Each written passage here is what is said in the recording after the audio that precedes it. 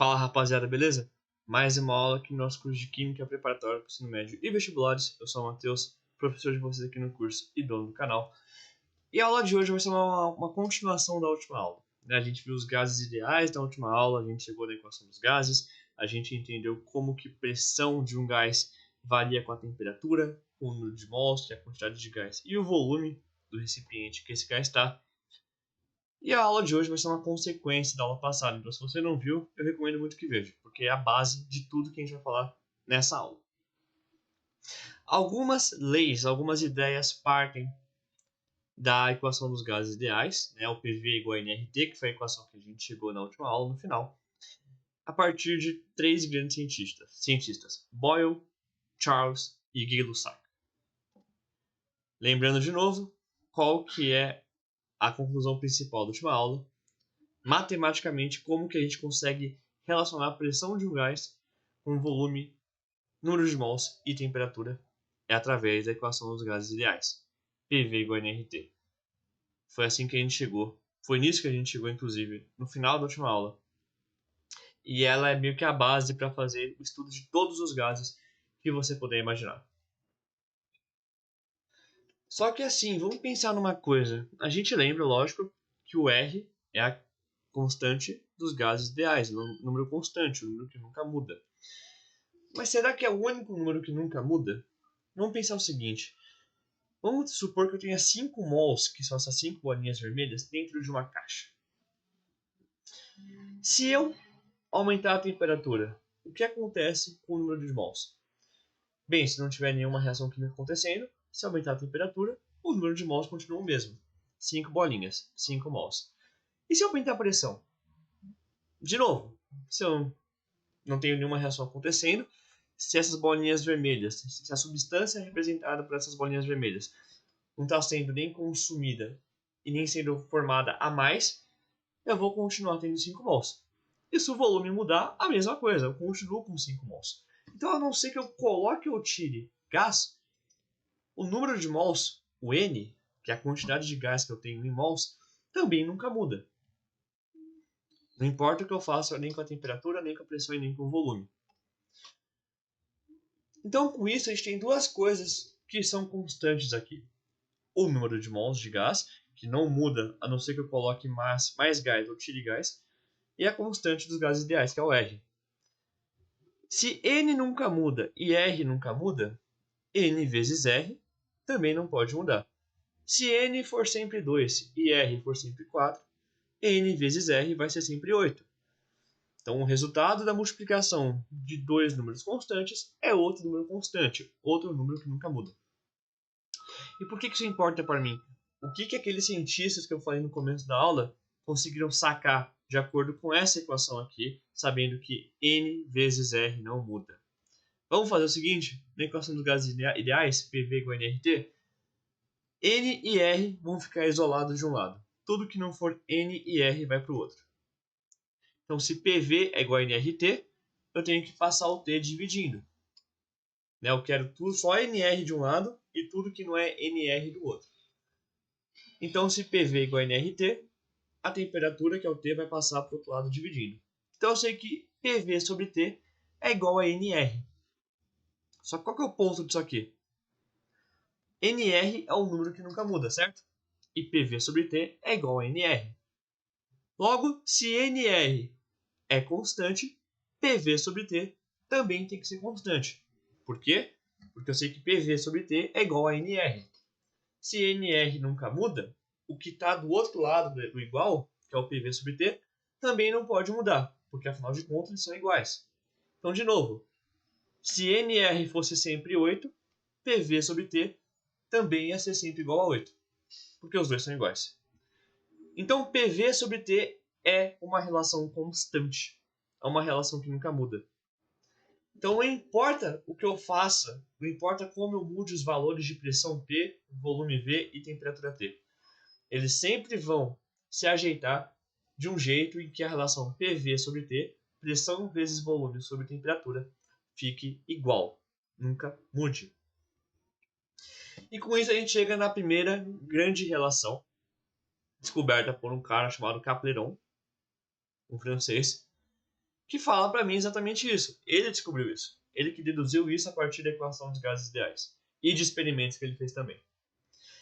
Vamos supor que eu tenho uma situação 1. Tá? Uma situação inicial, que eu tenha pressão, volume e temperatura inicial.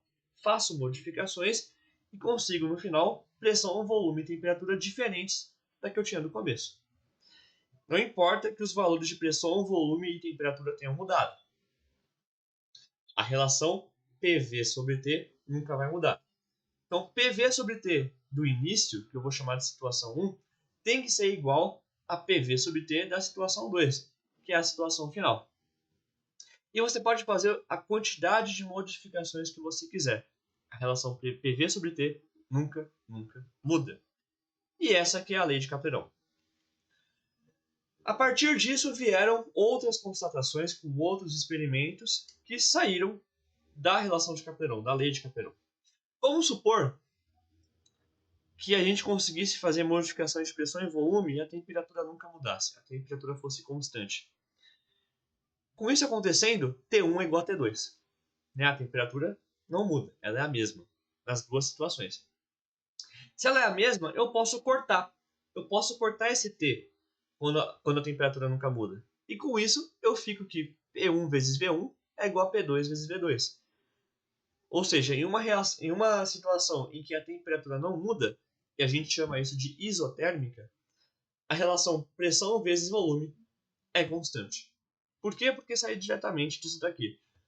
Se a temperatura T1 e T2 dos dois lados for igual, o T vai ser cortado e eu fico só com P e V. Então, a pressão e o volume da situação inicial tem que ser igual a pressão vezes o volume da situação final. Os valores de pressão e volume vão mudar, mas essa relação, em uma situação em que a temperatura não muda, uma situação exotérmica, a relação pressão vezes volume é sempre a mesma. Agora vamos pensar o seguinte, ao invés de manter a temperatura constante, eu vou manter o volume constante, em uma situação que a gente chama de isovolumétrica. Ou seja, agora o volume é igual. V1 é igual a V2. Eu vou ter simplesmente V, volume, um volume que nunca muda.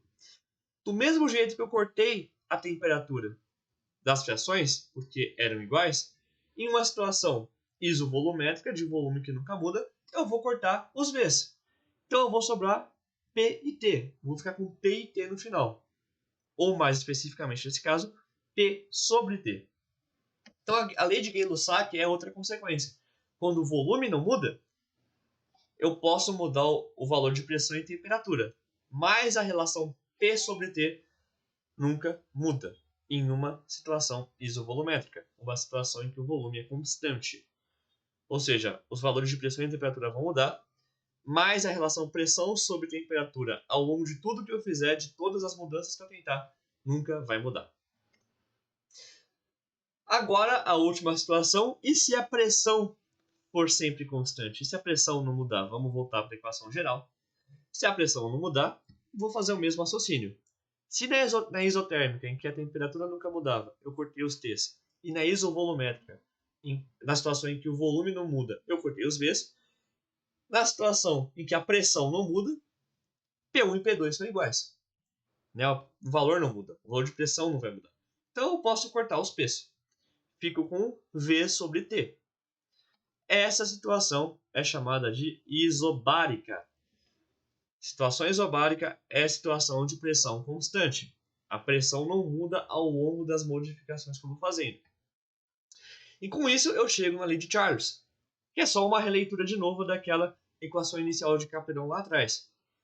Se, no caso, PV sobre T, P nunca muda, eu vou ter que a relação volume sobre temperatura, V sobre T, é constante para uma situação em que a pressão é constante.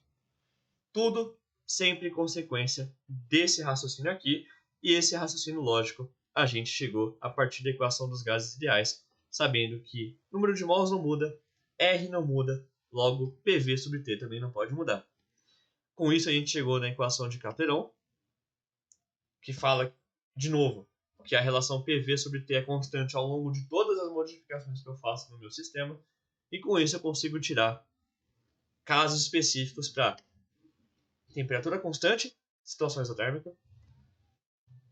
Volume constante, situação isovolumétrica. E pressão constante, situação isobárica. Gente, eu só fiz essa aula para mostrar como que gases, na verdade, se você sabe PV e NRT, você sabe tudo. Tá? O raciocínio por trás te leva a todo o resto. E eu não sei por que se ensinam essas leis aqui como se elas fossem uma coisa à parte, quando na verdade elas são só consequências daquilo que a gente já sabia desde a aula passada. Então, se essa aula te ajudou, se inscreve aqui no canal, compartilha esse vídeo, me dá um feedback do que você quer ter nas aulas. E se você gosta de ciências e quer aprender melhor, quer saber como aprender melhor, estudando menos tempo e aprendendo mais, eu te convido a seguir o Instagram, @prof.matheusgaldino, vou deixar o link na descrição também. E lá eu posto coisas com muita frequência que eu queria que tivessem me falado quando estava no ensino médio. Gente, essa aula foi só para concluir essa parte de gases. Se você viu essas duas aulas e entendeu o raciocínio por trás, você aprendeu gases muito bem. É só uma questão agora de fazer exercícios que a gente vai fazer na próxima aula, alguns exemplos. E eu vejo vocês justamente na próxima aula, quando a gente for fazer exercícios sobre gases. Gente, muito obrigado por ter comparecido até o final. Espero que tenham gostado. Vejo vocês na próxima aula. Até mais.